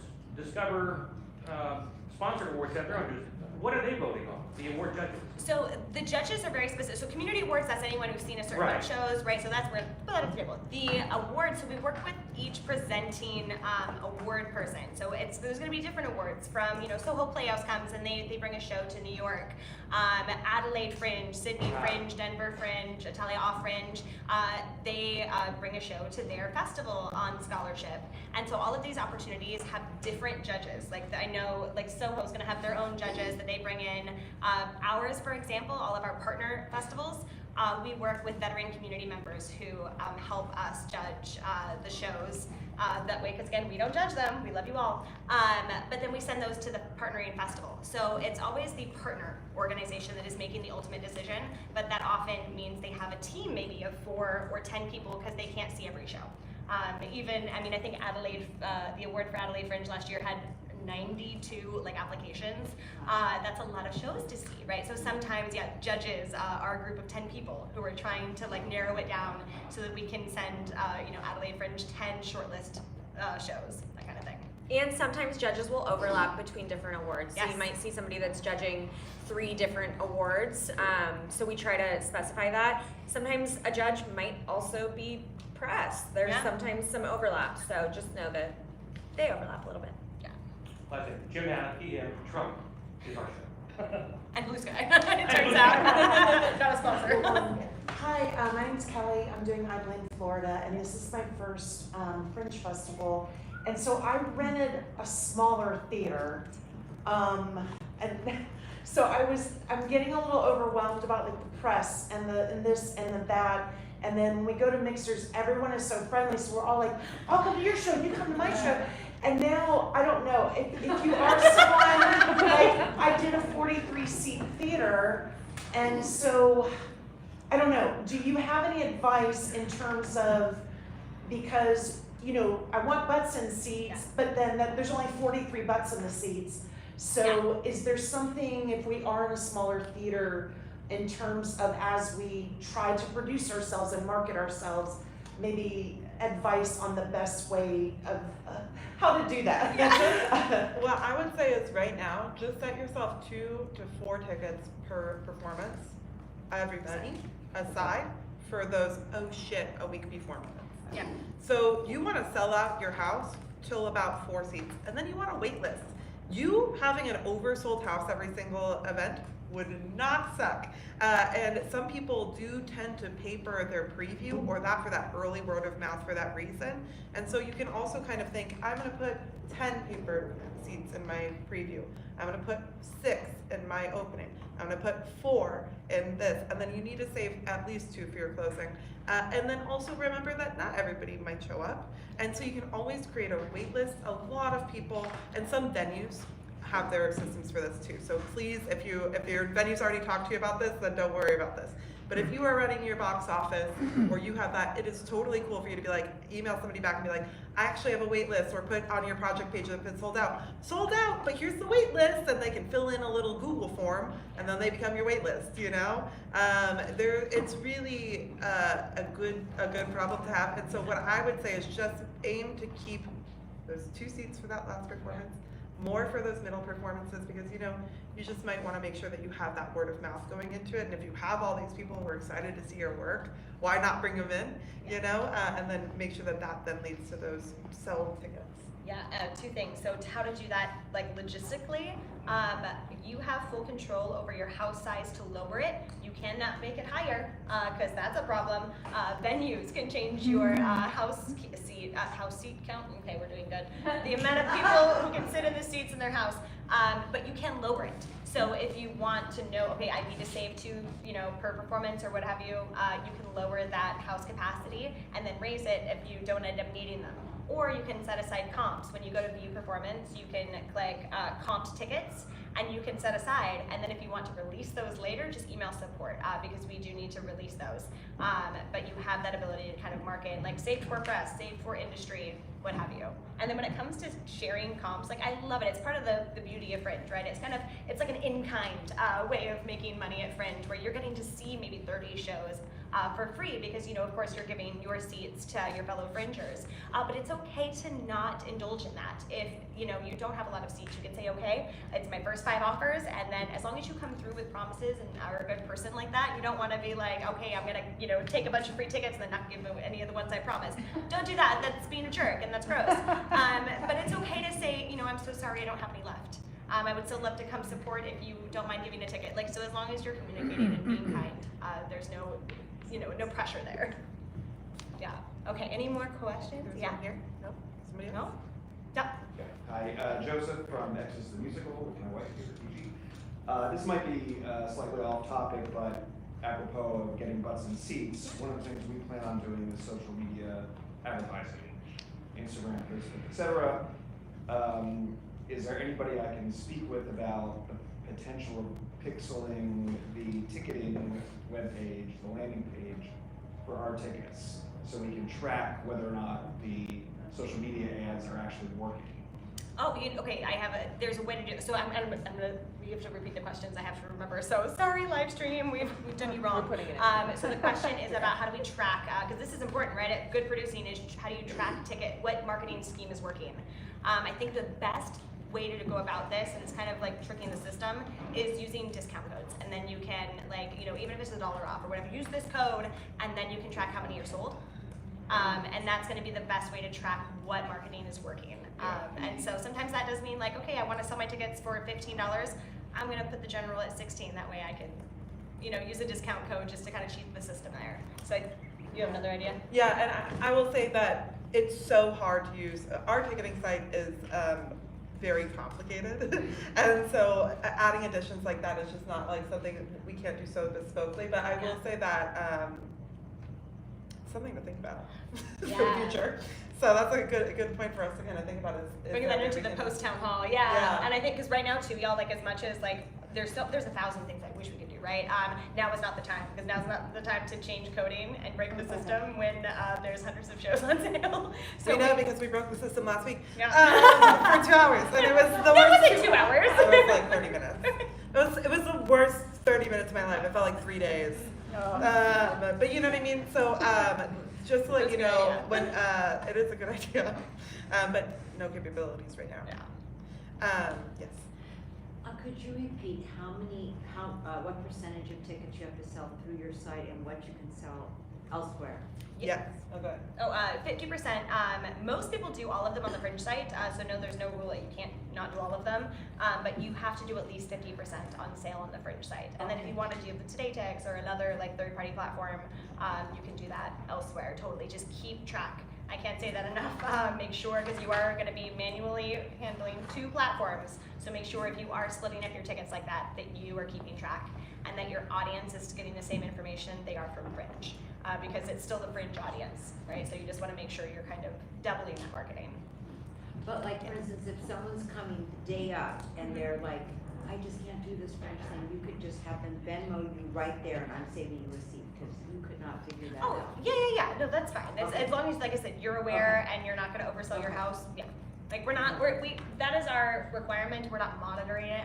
There's not even enough of us to stand in front of every box office and how many people are coming in here. Like, it's fine. Yeah, whatever works for you. We want that button to see. Shall we? Thank you. Okay. Okay, 2 more and then we'll move on. Could I hop on before that question ends Yeah. about that? Because yeah, if you have like at the door ticket sale in cash or Venmos or whatever you decide to do, if you could just do us a solid and make sure you track those seats and how many, so that we get a really accurate number of how many audiences are going to Fringe shows. That will help us fill our annual report next year, which is the thing I work on and would love those numbers. Okay, excellent. And they would be certified if they came and Venmo'd you that day, if they didn't get their ticket through Fringe? You can certify them. So if because anything, right, I think that is in the section. So a certified review means they purchased it on the Fringe website, and we can confirm that because we see it on the Fringe website. So when they leave a review, it's certified. You can certify anyone's review. So if, and technically speaking, if mom never reviewed and mom never saw the show, you can still certify it. Like, don't do that, it's gross. But like, you can, right? So if you know they came to the show, just like certify. Yeah, okay. Hey, so my show is Stephanie Fury. Can you put an A board outside the venue to attract passers by? So we do have venue signage, and all of our venues choose their signage. So they can choose either a vinyl banner. We have an A-frame that they could either borrow, and then they sometimes provide an A-frame that says that it's a Hollywood Fringe venue. And so that will show people that you're there. It is always recommended to do your own. It is so great when I see a show have, their little box office set up, and I go up and I'm like, oh my God, their poster is right there. And it doesn't have to be fancy, right? It doesn't have to be an A-frame. It can be anything that it is. It could be like a little 8.5 by 11 sign that has a QR code to be able to pay for the ticket if they don't have their things with it. So I think that bespoke way to get your show kind of to stand out is great. Run it by your venue. Make sure that they're okay with it. So make sure when you're in that tech zone, be like, this is how I'm planning to do my box office if you're in charge of your box office. Is that okay with you? But I think that's a great idea. Yeah, and we'll talk more about box in a second too. Hi, Laurel Mead. I'm doing a show called Miss Tucker Will See You Now at the LGBT Center. I have 2 questions, but I think the first one was answered. So I'm comping my first 2 shows, just total comps. And I think I maybe didn't make the right choice about how many comps are available online. I put half of them available, thinking the other half I could deal with like friends and family who are not going to want to go through the website. But then I did wonder, like, just hearing you, can those folks not review my show? But I think that was. They can, and then you can certify them yourself within the site. So they can go, if they are not buying their ticket through the site, they can review it, it'll show up no matter, they will not get the emails though. Yeah. So the thing is that if you are doing that, you can also enter in comps on our site. So you could always enter in the people with their emails so that they're getting the reminders, so that when you're sending your emails, because here's the thing, you're gonna want to send pre-show emails to people. We're gonna go through a little bit of this in a while, but you're gonna wanna be able to talk about to your patrons before the show. You're gonna wanna remind them about your parking. We as a whole have a line about parking in our tickets, but you're gonna wanna remind them the day of. You're gonna wanna kind of like have your own bespoke producing sense. And so having them go through the site just means that you don't have to go through, okay, here's my spreadsheet here, my site list here, and you'd have to do it 3 different ways. So what I would recommend is, A, people are happy to go through the site, especially for a free show. And if they don't wanna make an account, then maybe just comp them with their email, so that they get into your comp list and they get the email. Yeah, think about it just to save yourself energy. It's your workspace. And you know, when you're going into work, you don't want 3 different desks that you have to sit and make sure you're keeping organized. So I think though it is like just good advice, and take it or leave it, but to use as few as possible. So if you can keep everything in one place, try to do that. And then yeah, exactly, add those comps in, and then they get the email and they don't have to do anything. And there's no service fee on comp tickets. So if it's a free ticket, we're not collecting the $3. There's no service fee on free tickets. So that shouldn't be a concern as well. So I could run my comp list through your system? Yep. Ah, Yeah. Okay, Comps tickets when you hit view performance. great, Yeah. thank you. Okay, should we jump into the next? Yes. Let's do it. And I'm Carly's exiting gonna the exit. stage. I'm going back to the audience. Thank you. Thank you, Kylie. Pre-show speeches. Hollywood Fringe requires that all Fringe shows have a land acknowledgement at the top of your show. You can use your own language, and some venues might have their own recording, and so it's a good thing to make sure that you're working this through in your tech week. We have provided, as Hollywood Fringe, 2 options as well that you can use if you would like to play it at your recording, and that also includes some marketing information about the festival and some branding so that people know where to go. So that recommended land acknowledgement language, we've emailed it in the newsletters. It's been out there for a little bit, but just to let you know, it's going to be Hollywood Fringe, or your show name, or your venue name, acknowledges that we are on the unceded lands of the Gabrielino Tongva and Chumash peoples, and then from there you can be able to adapt it, but we recommend our statement serves as a practice as we commit to furthering our connection to Indigenous communities past, present, and emerging, because so many people don't know what a land acknowledgement is. And so it's a great opportunity for you to be able to button that through and be able to tell people what it is. And our land acknowledgement, just to how we got here, our Access Advisory Board is the group of artists that came up with our land acknowledgement that has approved it. So it's gone through the Access Advisory Board that has Indigenous representation on it. Again, your venue might have something, so it's really important that you get that together. Some people like to do it by just standing at the top and saying it out loud. Some people like to have it play on the speakers. Some people like to incorporate it into their text of their show. I've seen it as a slideshow because they're at the top is something all people are walking in, it's just kind of there's some calm music, and then all of a sudden the show starts. There are so many ways that you can incorporate this practice into your producing oeuvre, and we really hope that you will continue to acknowledge land wherever you perform. Box office and ticketing practices. Your admin tab has everything. You need to be a boss producer. I'm sorry, that's my language. I stand by it. Boss producer. So you can tell I did not read this. The view button on each individual performance will give you day of tools where you can send and reserve comps. And that when you put in the email when you're reserving that comp, they'll get the emails through the Fringe site, and they'll also get you'll be able to message them when you go to message patrons. And if you don't, the site will just mark them as sold if you put in a comp, and you can just keep going. Something that you're going to want to do is send a pre and post-show email to your patrons, right? So you're going to want to remind them about parking, about coming on time, about the fact that Fringe moves fast, and that they are going to need to go to a certain area for your box office. You might want to send them a little story. Some people do it in character. Some people do it very much like they're running a theater company. Some people do it last minute because they forgot to. Everybody does it their own way, but I recommend doing it in advance because then you don't have to worry about it on the day of. You just have it. We try to script out everything that we do, just because that means that when we have a script like this and I haven't read it, we're able to produce at a faster rate. So making sure that you have these scripts not only for this, run, but for your future runs. There you'll also have your will call. This year we have a new feature where you're going to be able to actually just view those accessibility requests per performance if you click on accessibility requests. That's very exciting. And I'm going to talk about accessibility requests later, actually. First, I'm going to talk about refunds and exchanges. This is through our website. Refunds and exchanges on anything else that you do, if you're selling that 50% somewhere else, I don't know how it works. You have to talk to them. But how it works for Hollywood Fringe and for our box office that we run is that refunds and exchanges are handled by the Fringe team internally. That really small team I'm talking about, we are working so hard to get through the thousands of emails that come through in June.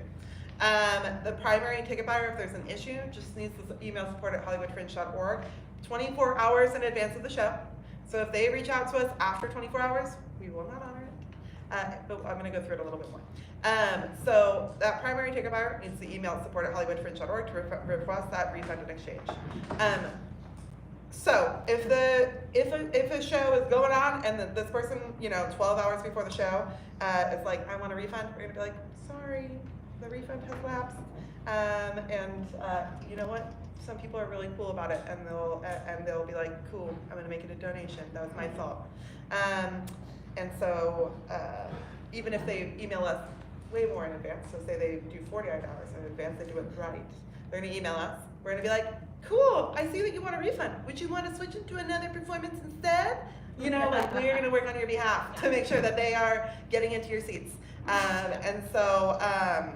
Sorry, this is like confusing because I'm a little bit, We're tired, we're y'all. tired and I'm not reading a script and I'm just talking at you. So basically, somebody, 48 hours, up to 24 hours in advance, they email us, we try and get them into another show, we can't get them into another show, we give them a refund. We will not refund the service fees because we can't. We can't afford to. We'll also, yes. If there's like some reason that you have to cancel or we have to cancel or your venue has to cancel, of course we're gonna refund people. We're not jerks. And if somebody gives us like a really, really crazy sob story and like they really need the help, or it's something that's like really actually happened to them and it's really horrible, we're not gonna be like, wow, you didn't follow our policy. Like, we are nice people and our box office will be nice and we will not piss off your patrons. That being said, we'll just communicate with you about those special instances. But us having that 24 hours means that we can make those decisions without having to contact you. If they can swap into another performance time, we're gonna swap them into another performance time. If they can't, we're gonna ask if they wanna give it as a donation to the artist, which is always great, because then we can release the seat, but you keep the money. And then if not, then we'll give them that refund. And we changed that this year. So for anyone returning, like during the COVID years, we had to just, up until the bitter end, because we couldn't have people coming in sick into a show, because it's a shared audience, right? We talk a lot about that. Like, your audience is going from show to show to show. All it takes is one sick patron coming into 4 shows in one day, and there's forecast with COVID. So we really had to go soft on our refund policy. So this year, I'm excited to bring back our 24 hours, because that gives you 24 hours to get new butts into seats. We're still being lax enough because we don't want to piss off theater patrons, but you need 24 hours to resell those tickets, so we want to make sure that you have that time. Once we process refund, it shows up within 3 to 5 business days. So if it's been 2 and your patron's like, what's happening? You'd be like, oh, up to 5, just to let them know. They can also, you can redirect them to us, be like, oh, just email support, and we'll send them basically that answer. And they have direct access to us, so know that anytime they get a receipt, when you buy a ticket, you get a receipt, that when you reply, it goes right to us. So it's rare that your audience is going to hunt you down to get any of the. If you're doing a solo show, you shouldn't do your own box office. No. If you are directing a show and you're the only person outside of the cast that is on stage, you probably shouldn't do your box office either. You should probably be greeting people. You should be working with your community. You should be finding other people at office hours who are also freaking out about how they're going to handle their box office at your venue, because you guys have the slots right near each other and then you can do it for each other really easily. Really quick, raise your hand if you're still looking for someone to run your box. Look around. Look at each other. Talk to each other after this event. Okay. So, you're going to check with your venue. Hey, you don't run it, right? I run it? Cool. Then you're gonna make a plan now. Your plan is starting now. This is the time you need to be thinking about this.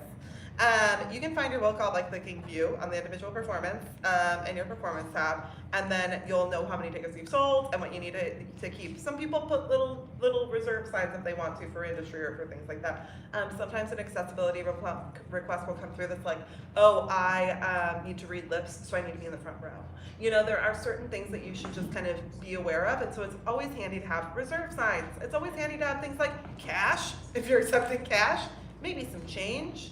I would say keep it in those like 5s and 10s like things, so you don't have to have a bunch of 1s.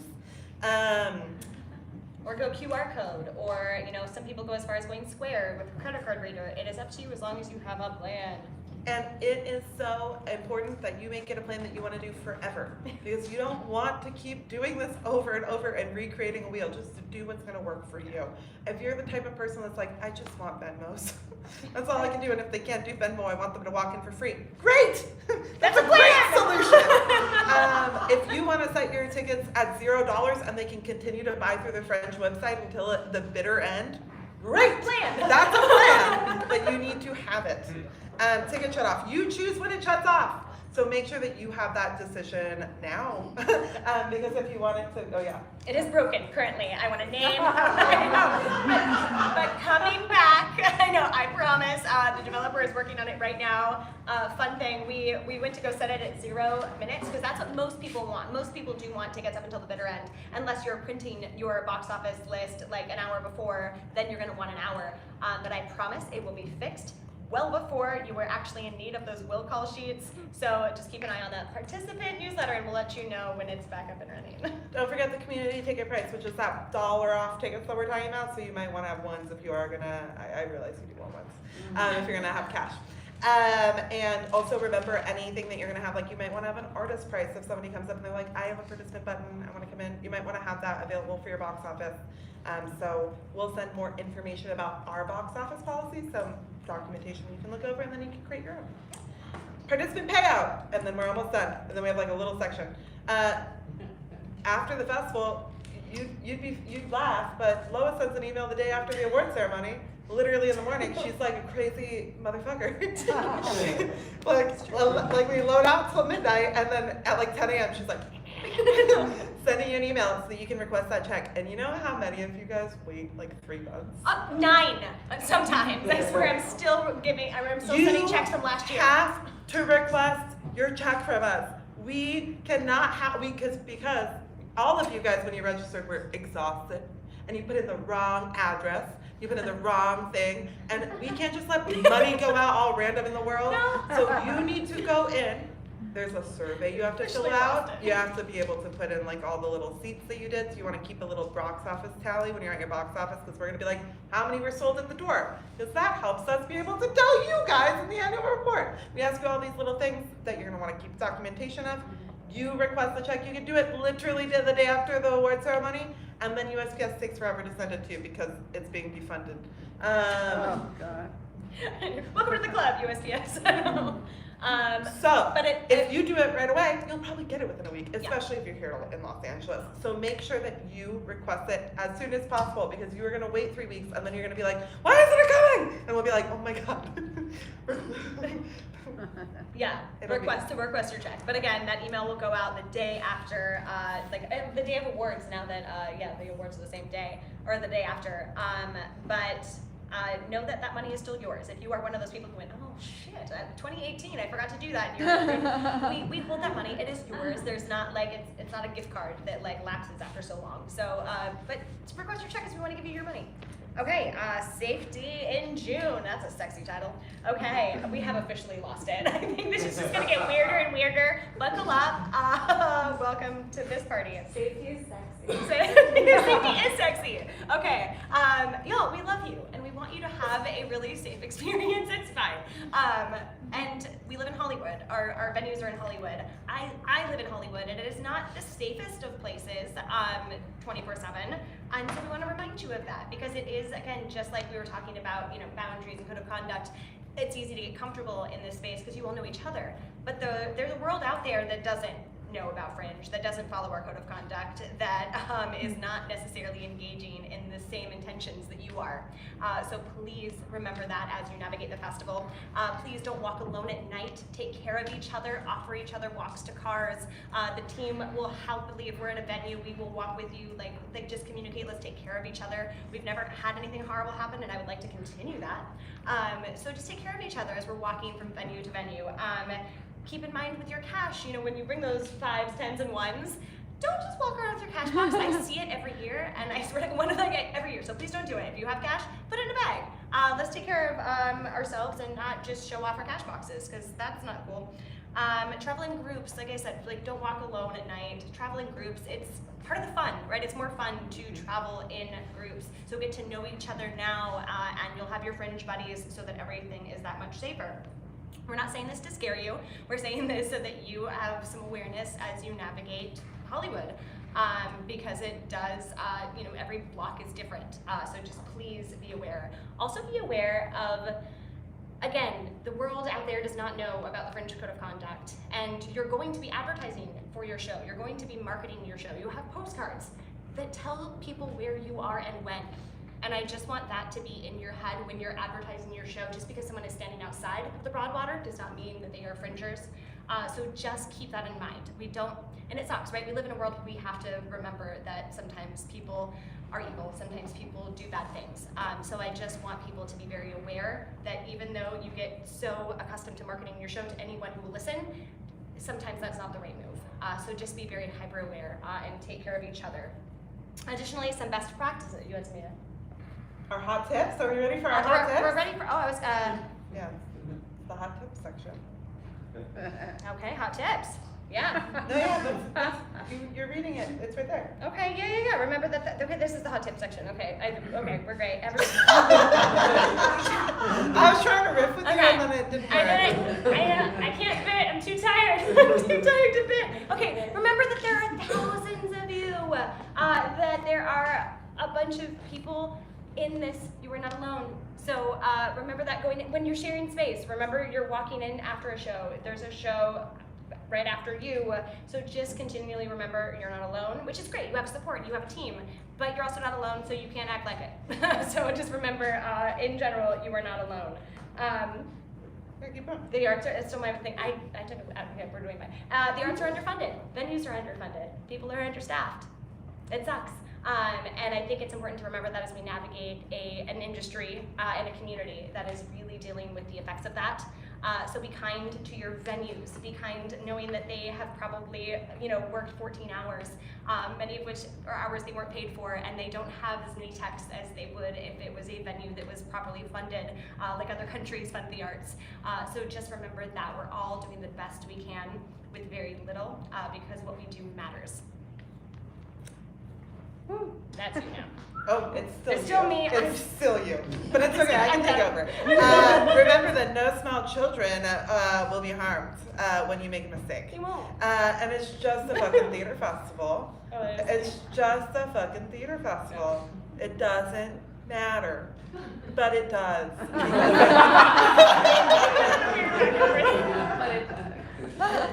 It matters. The little things don't matter. Yeah, like somebody, like you made a mistake, it doesn't fucking matter, because the bigger thing is that you're doing art and you're enjoying your time, right? You forgot a line? Oh no, it's gonna be fine. You are understaffed at yourself and you forgot to print the will call sheet and you're just gonna have to be like, you have a ticket, show me. Great. It's fucking fine. Yeah. It's a theater festival, and nobody's coming to a $15 Fringe show and expecting the Fantasias. Yeah. Okay. And if they are, then they're wrong. So prioritize, right? Keep your priorities in order, and know that what matters is what's happening on stage, the story you're sharing. Read your newsletters. Yep. Read your newsletters and fully find out how to figure out the info before June starts. So know where everything lives on the Fringe site, within your own documentation, within your own show's work before June. The worst thing that you can have is a messy desktop and a messy Google Drive that you're sharing to press and you're sharing to your castmates and you're sharing to people. Make sure that you are kind of setting yourself up so that in June you're like, I know where that is, I can just pull it really quick, give me 5 seconds. And then make sure that you're not the only person on your team who has that knowledge. Yes. Because if you are the only person and you go down, your show goes down. Understand that Fringe is not the end-all be-all of your show. Extra opportunity is great, but what's really great is putting up a show that you're proud of and gaining the tools necessary to be ready when the next opportunity comes.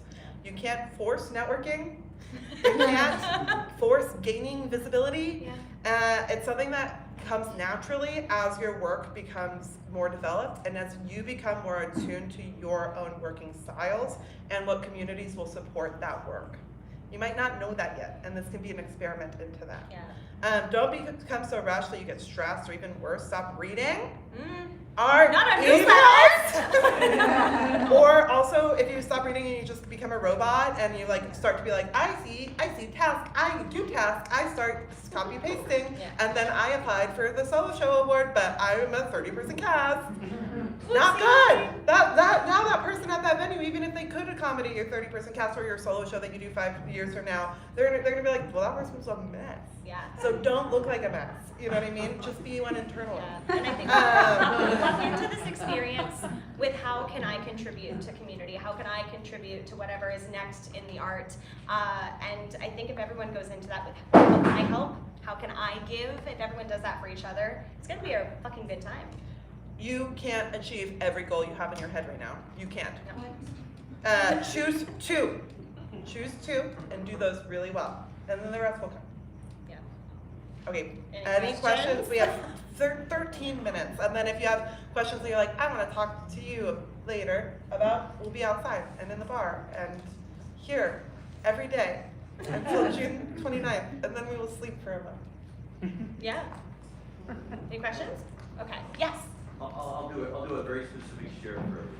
Brian Newton, Mr. Big, Marie Young. I spent a few hours on Canva putting together my poster, and I had a photo that I wanted to expand to the 11 by 17. I couldn't figure out how to do it. Canva has an advanced feature called Magic Studio, and then you can tweak the size of your photo under Magic Expand.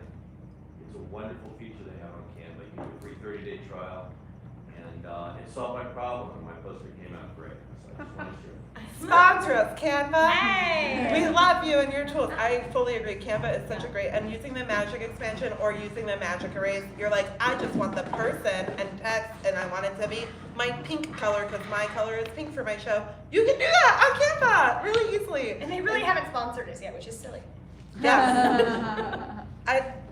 Come on, Canva. We talk about you all the time, but I really do think it is a great producer's tool. It's a great tip. And a great example of knowledge share and what can really be possible in this room. Because raise your hand if you've done the Fringe before.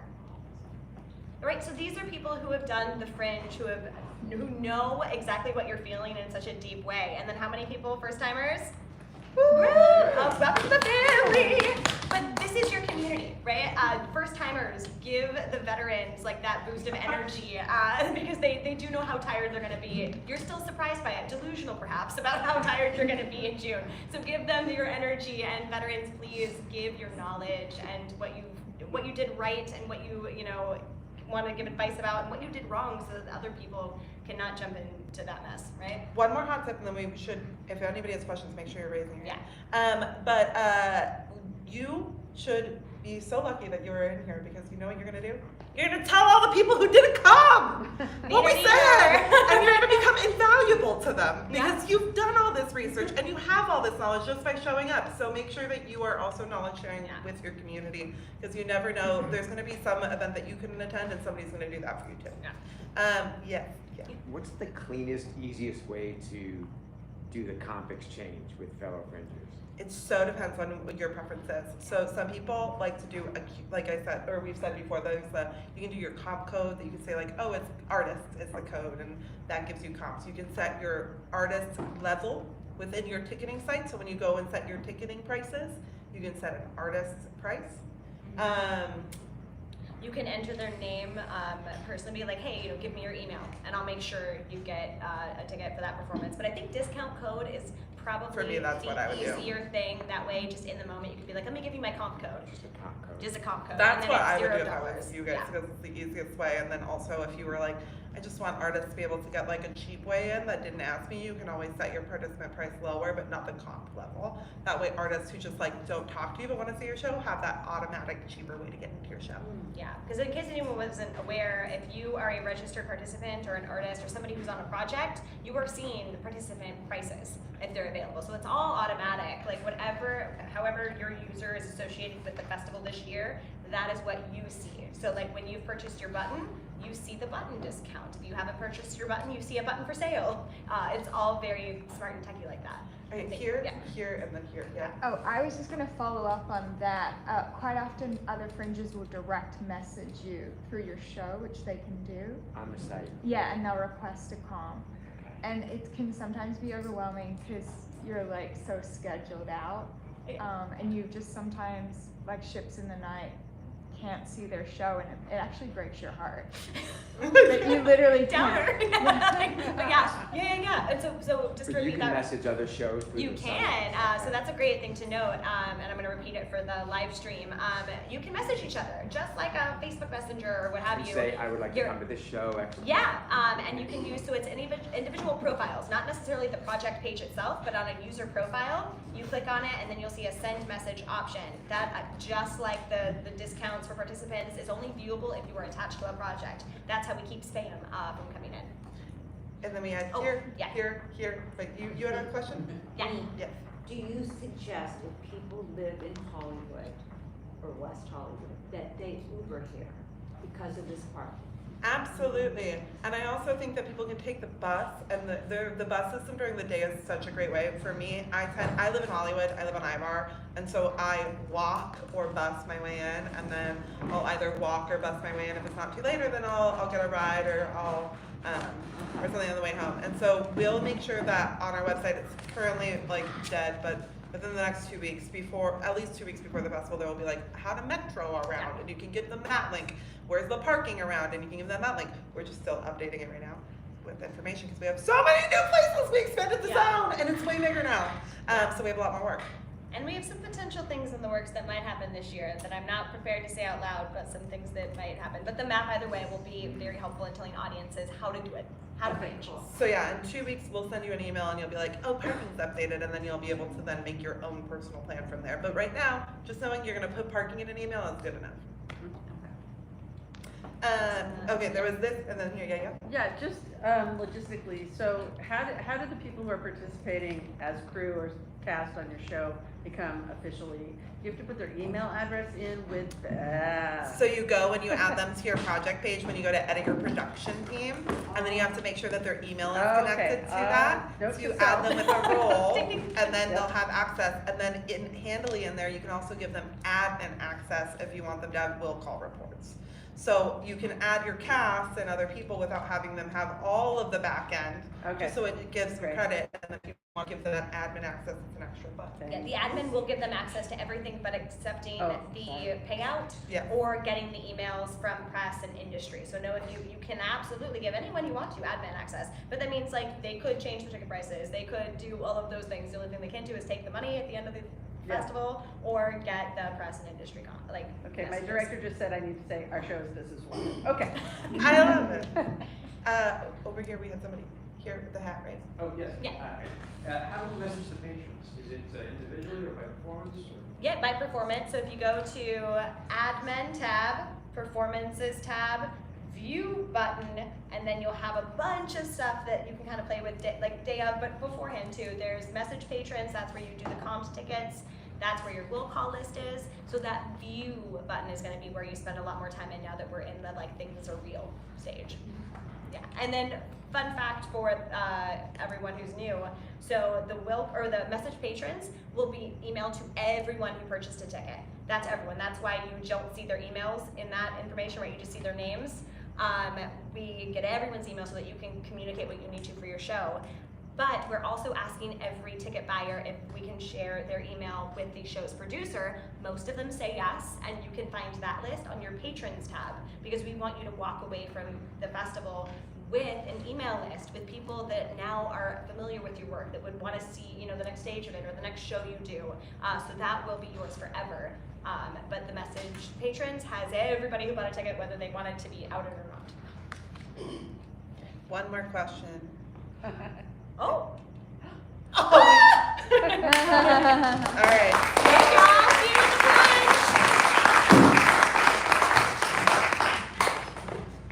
plunge. The mics didn't work the whole time, but it looks so cute. It was great. I love it. Y'all, we're gonna close down here, and then we'll meet everyone at the plunge in like 15 minutes.